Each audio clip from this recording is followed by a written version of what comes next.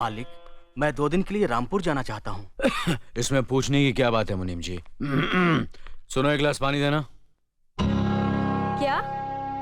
1 गिलास पानी ले आओ।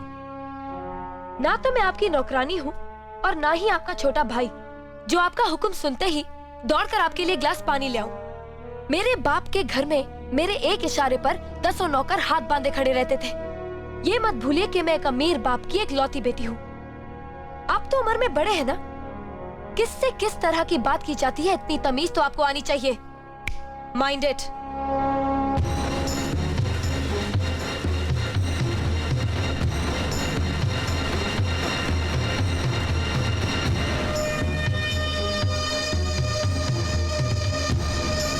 मालिक, छोटी बहू की बात का बुरा मत मानना, नादान है, बच्ची है। गलती हमारी है मुनीम जी। हमने ऐसी लड़की को काम करने को कहा जिसे काम करने की आदत ही नहीं है।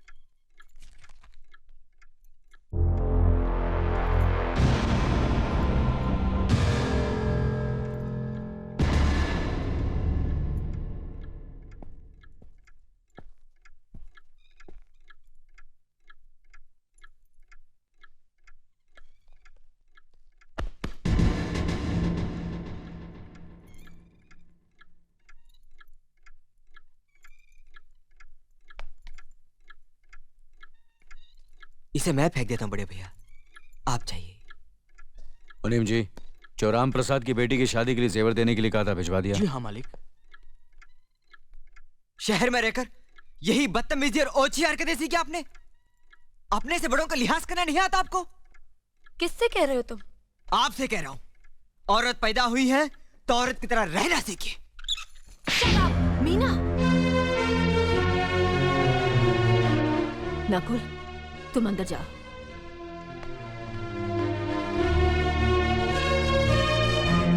पागल हो गई हो तुम?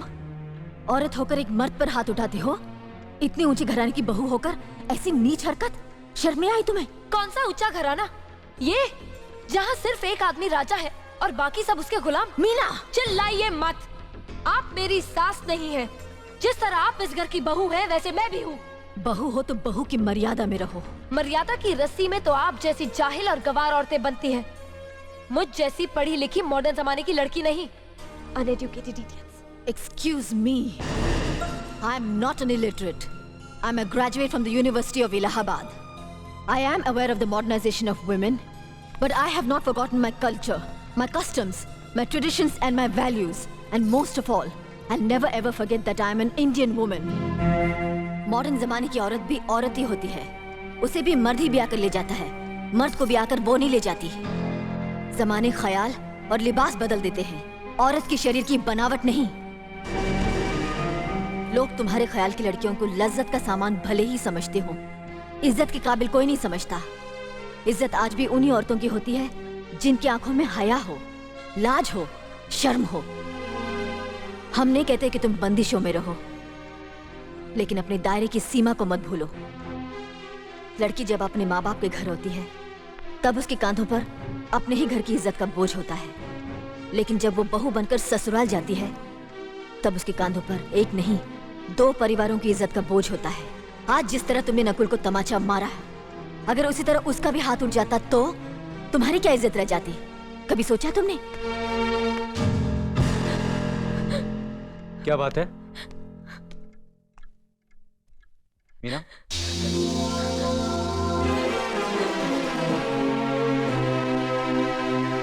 क्या हुआ भाभी? हाँ, कुछ नहीं। मीना कह रही थी कि उसे खाना बनाना नहीं आता। हमने सोचा कि 2-4 खरी खोटी सुनाने से ही सीखेगी, सो सुना दिया। बस रोने लगी। क्यों अर्जुन, हमें तुम्हारी बीवी को डांटने का भी हक नहीं? क्यों नहीं, आप हमारी भाभी माँ हैं। आप मार सकती हैं, डांट सकती हैं, कुछ भी कर सकती हैं।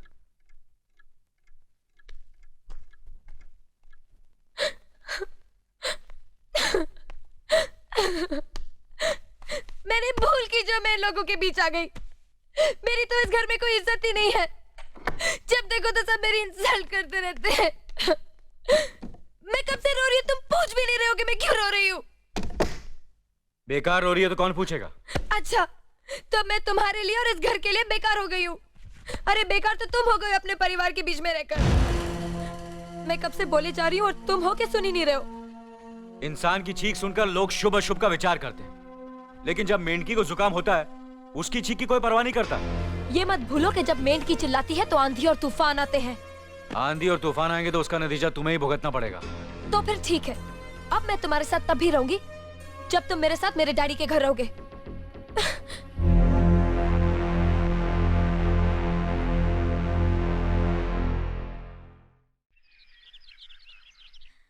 हमारी मीना बहुत प्यारी बच्ची है, लेकिन उसमें अभी भी बचपना है। हमारे तौर तरीकों को नहीं जानती है ना, लेकिन आहिस्ता आहिस्ता हम उसे सब सिखा देंगे।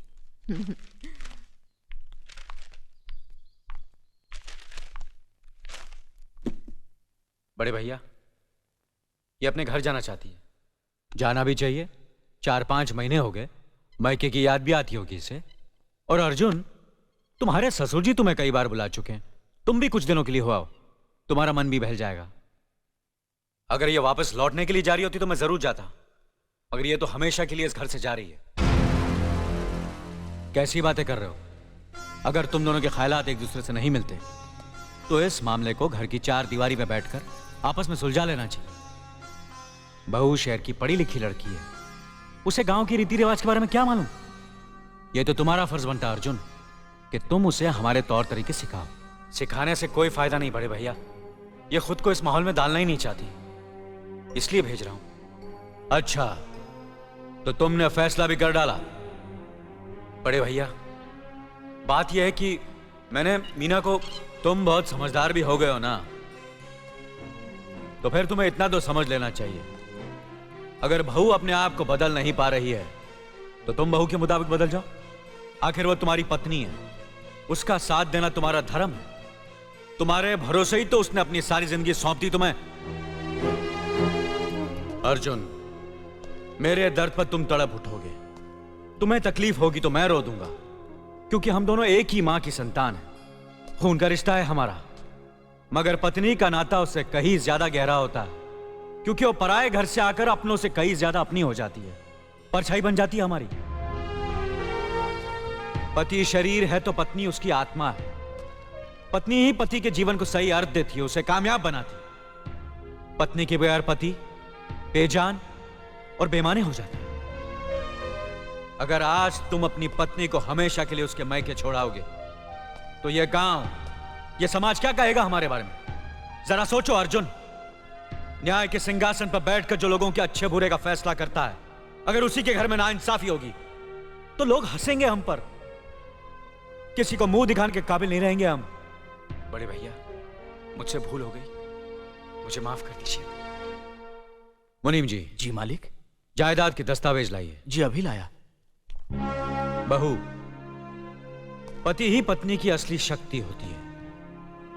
हमारे पुरखों ने कुल धर्म पत्नी के बारे में कहा है, जो पति के काम में उसकी मददगार हो, उसे अच्छी सलाह दे, जो दासी की तरह उसकी सेवा करे, मां की तरह उसे खिलाए पिलाए, लक्ष्मी का रूप हो और धरती की तरह उसमें सहन शक्ति हो, वही आदर्श पत्नी होती है। औरत की सोच मर्द का मुकद्दर बनाती है। वो जब बनाने पर आती है तो कुटिया को महल कर देती है, और जब बिगाड़ने पर उतरती है तो महल को मिट्टी का ढेर बना देती है। मालिक, ये जायदाद के दस्तावेज हैं। हमारी जमीन जायदाद कहां कहां है और कितनी है, उसका हिसाब किताब ना बाबूजी को मालूम था, ना हम तीनों भाइयों को मालूम है। बहू, तुम पढ़ी लिखी हो, आज से इसका हिसाब किताब तुम देखोगी। लक्ष्मी जी। अपनी चाबियों का गुच्छा और ये कागजात बहू को दे दो।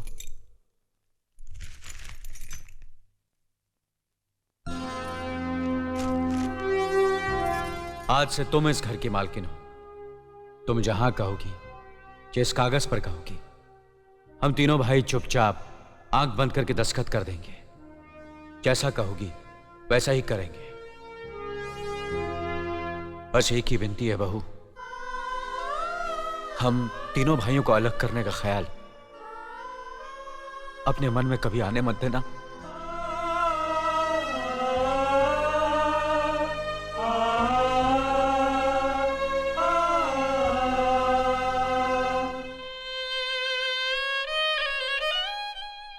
अच्छा किया तुमने बहू, बहुत अच्छा किया।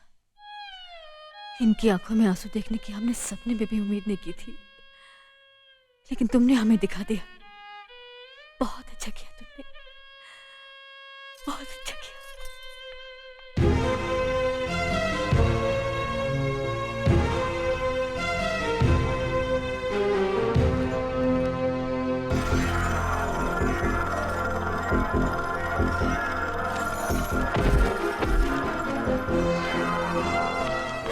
मीना, मीना, क्या हुआ बहू?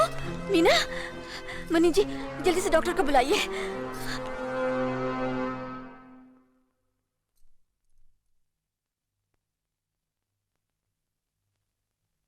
घबराने की कोई बात नहीं, ये माँ बनने वाली है।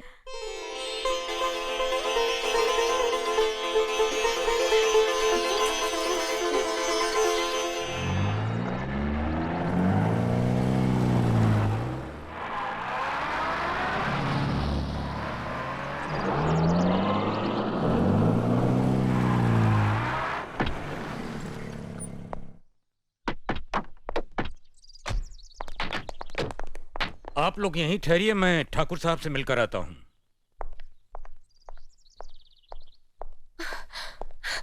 डैडी, डैडी, कैसी हो बेटी? What a pleasant surprise. आने की खबर भी नहीं की।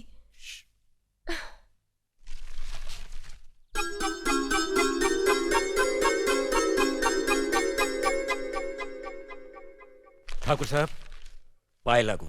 समधी जी, आप अचानक यहाँ कैसे? तशरीफ रखिए, बैठिए ना।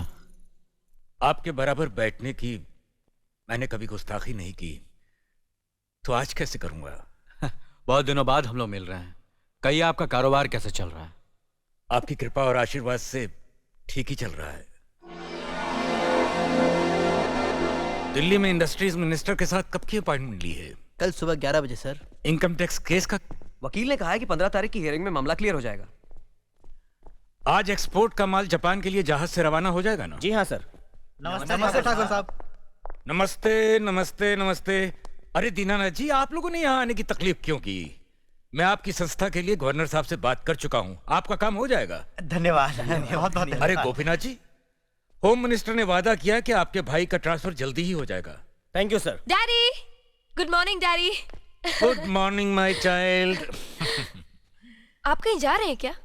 हाँ बेटी, एक जरूरी काम से दिल्ली जा रहा हूँ। अपना ख्याल रखना। हाँ ओके। Okay, bye. पास में ही फैक्ट्री के लिए जमीन देखने आया था, सोचा आपके दर्शन करता चलूं। अब इजाजत दीजिए। इतनी जल्दी कैसे जा सकते हैं आप? भोजन तो करते चाहिए। माफ कीजिए, आप तो जानते ही हैं, बाप बेटी के घर का खाना तो क्या, पानी भी नहीं पी सकता। शहर में रहकर भी अभी भी आप इन बातों को मानते हैं? शहर में रहूं या गांव में, मैं अपनी परंपरा और संस्कार कैसे भूल सकता हूं? आखिर मैंने इसी मिट्टी में जन्म लिया है। अच्छा, चलता हूं। अजी, कम से कम बेटी से मिलकर उसकी कुशलता तो पूछ लीजिए। ये क्या कह रहे हैं आप? मैं इतना ऊंचा नहीं हूं कि अपनी बेटी की कुशलता पूछकर आपका अपमान करूं। ठाकुर साहब, ये तो मेरी बेटी का सौभाग्य है कि वो इस मंदिर जैसे पवित्र घर में बहू बनकर आई, और फिर आपकी छत्र छाया में तो वो कुशल हो गई। राम राम। राम राम। बेटे, जिस तरह तुम मैके में चहकाती रही हो ना, वैसे ही अपनी ससुराल को भी महकाती रहना। जी। हुँ?